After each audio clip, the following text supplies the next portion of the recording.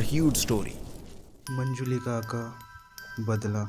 दोस्तों, आपने मंजुलिका की कहानी तो बहुत बार सुनी होगी।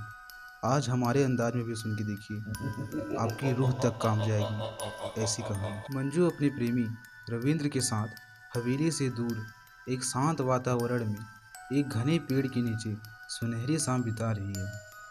रविंद्र के हाथों में किताब है और खुद रविंद्र भी उस किताब में डूबा हुआ है। मंजू रविंद्र को कहती है, प्रेमिका पास है फिर भी किताब को अपनी प्रेमिका बनाए बैठे हो और उसी में डूब गए हो, फिर मेरा यहाँ क्या काम। रविंद्र बोलता है, मंजू जैसे तुझे नृत्य में इतनी दिलचस्पी है वैसी ही मुझे किताबों में है। अच्छा मुझे बताओ कि नृत्य करते समय तिनका भर भी तुझे मेरा ख्याल आता है। मंजू नाम में सिर हिलाती हुई हंस पड़ती है। रविंद्र उसे नज़रअंदाज करके वापस किताब में डूब जाता है कि तभी मंजू उठकर रविंद्र के सामने अपना मनोहर नृत्य करने लगती है और रविंद्र प्रेम निगाहों से मंजू को देखने लगता है। रविंद्र मंजू के नृत्य में खोया हुआ होता है कि तभी ऊपर आकाश में काले बादल छाने लगते हैं और धीरे धीरे पूरा आकाश गहरे काले रंग में ढकने लगता है। बादलों के बीच से बिजली का कड़कना ऐसा लग रहा था मानो कि कोई गहरा संकट उभर कर आने वाला हो, और वैसे ही ठीक हुआ भी। महल से एक दासी नंगे पांव दौड़ते हुए मेरे पास आई और किसी बाबा के आने की खबर की और कहा, रानी जी आपका बुलावा आया है, आप महल में वापस चलें। कोई तपस्वी बाबा जिनके लिए राजमाता चाहती हैं कि आप उनका दर्शन का सौभाग्य प्राप्त करें। ऐसा क्यों भला? और अभी तो हम रविंद्र के साथ हैं ना, ऐसा क्या है उनमें जो हम उनके दर्शन करें? पता नहीं रानी जी, पर वो देखने में बड़े ही भयानक से हैं। उनको देखो तो मानो ऐसा लगता है जैसे पूरे शरीर पर राख मल रखी हो। मंजू रविंद्र की ओर देखती है। रविंद्र मंजू को दासी के साथ जाते देखते हैं। मंजू दासी के साथ महल में प्रवेश करती है। एक अतिथि का सत्कारना चाहिए, ये बात मंजू को अच्छी तरह जानती थी। इसीलिए मंजू ने बाबा को अपने हाथों से भोजन परोसा और स्वादिष्ट भोजपान कराया। भोजन ग्रहण करते करते मुख से चावल के कुछ दाने फर्श में छूटकर गिरने लगते हैं, तो वह उन्हें भी उठाकर खाने लगते हैं और फिर पूरा मुंह खोलकर पानी पीने लगे। मंजू को ये सब देखकर बड़ा अटपटा सा लगा, पर वह मुंह बांधे बैठी रही। थोड़ी देर बाद बाबा खा के उठने लगे तो मंजू उन्हें रोककर विनती करती है कि तपस्वी बाबा, आप यदि ऐसे चले गए तो ये मेरा अपमान होगा। मैं अपने नृत्य से आपका मनोरंजन करना चाहती हूँ, इसलिए आपसे निवेदन है कि थोड़ी देर रुककर मेरा नृत्य देखें और उसके पश्चात ही यहाँ से जाएं। मंजू के मन में एक ही बात चल रही थी, तेरी वजह से मुझे रविंद्र से अलग होना पड़ा। अब देख कैसे मैं तेरा नृत्य करके अपमान करती हूँ। बाबा मंजू के मन में चल रहे बात को भाप गए। अनहोनी रोकने के लिए वह वहाँ से जाने लगते हैं, पर मंजू ने नृत्य आरंभ कर दिया।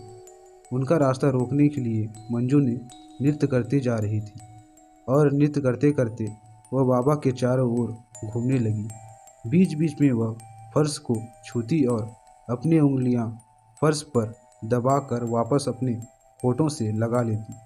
ये देखकर बाबा को इतना क्रोध आया, वह चिल्ला उठे, दुष्ट अभद्र लड़की, एक तपस्वी से कैसे पेश आते हैं?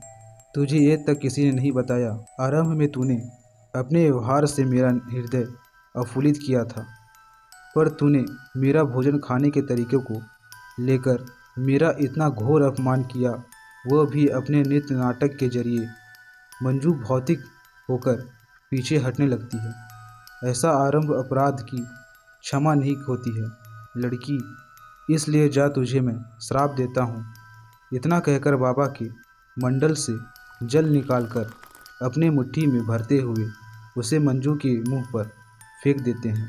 तेरे कदम तेरे पैर में बंधे पायलों के साथ तब तक थिरकते रहेंगे जब तक तेरा नृत्य का घमंड तेरी गिहानी से परिवर्तित नहीं हो जाता, और साथ ही तेरा वह प्रेमी जिसे छोड़कर तू मेरे पास आई है और उससे दूर जाने की आरानी में मेरे साथ जो दुर्व्यवहार किया है उसे भी तेरा प्रेम सदियों तक नहीं मिलेगा।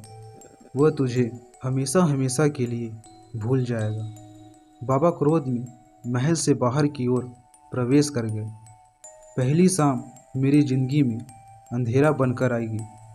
मंजू अपने आप नृत्य करने लगी। नृत्य करते करते वह महल के अंधेरे कमरे में जाकर नृत्य करते रही। ना तो उसके पांव रुके और ना पायल की छनक। दिन से रात हुई, रात से सुबह और सुबह से रात, पर मंजू नहीं रुक पाई और उसके उसी अंधेरे कमरे में दम तोड़ दिया।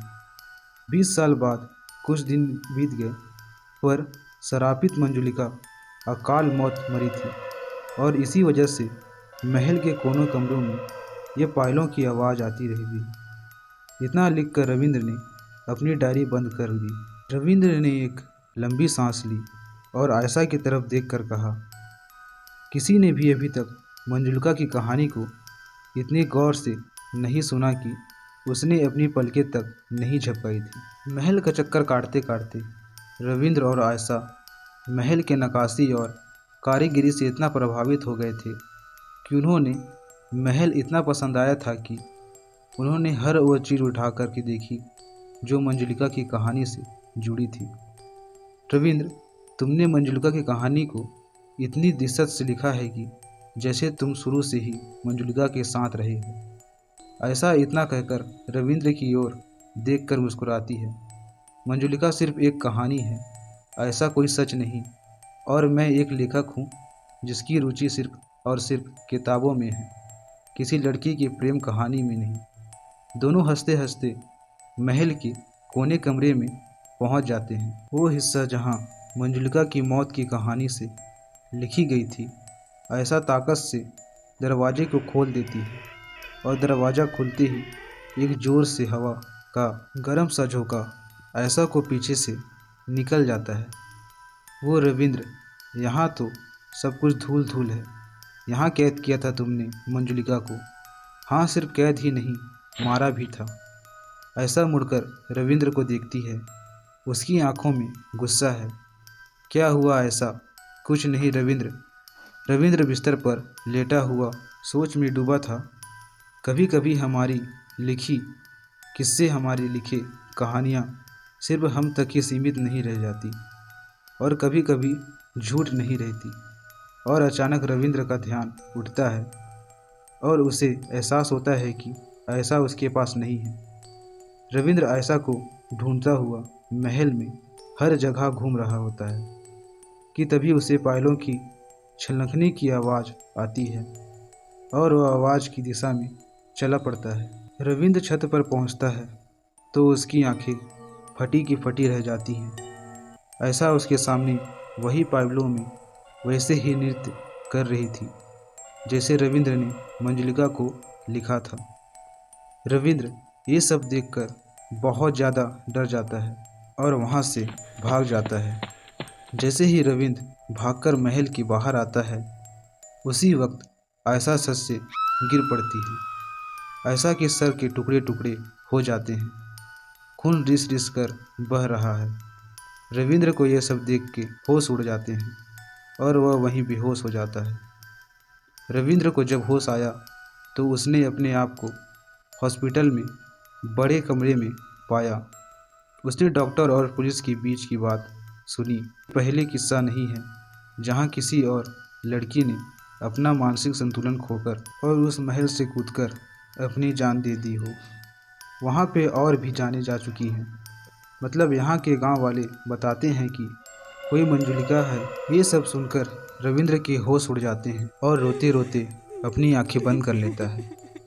रविंद्र अपने घर वापस आता है और अपनी डायरी में खोलकर लिखता है कि मुझे नहीं पता कि मंजुलिका की कितनी कहानियाँ हैं, पर वास्तव में मंजुलिका कौन है ये अभी तक रहस्य है जो कभी सामने नहीं आ पाएगा। इतना लिखकर रविंद्र ने अपनी डायरी बंद कर दी तो उसकी नज़र पहले पन्ने पर जाती है जिस पर लिखा होता है मंजुलिका, वास्तविकता या भ्रम।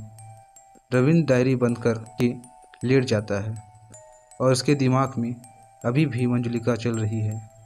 धीरे धीरे रविंद्र की आंख नींद में चली जाती है और रविंद्र सोते ही उसके पेट के पास रखे आईने में एक औरत की छवि लगती है। और वह औरत मैं हूँ और यह कहानी मेरी है। अभिजय तुमार, सुधोजय तुमार।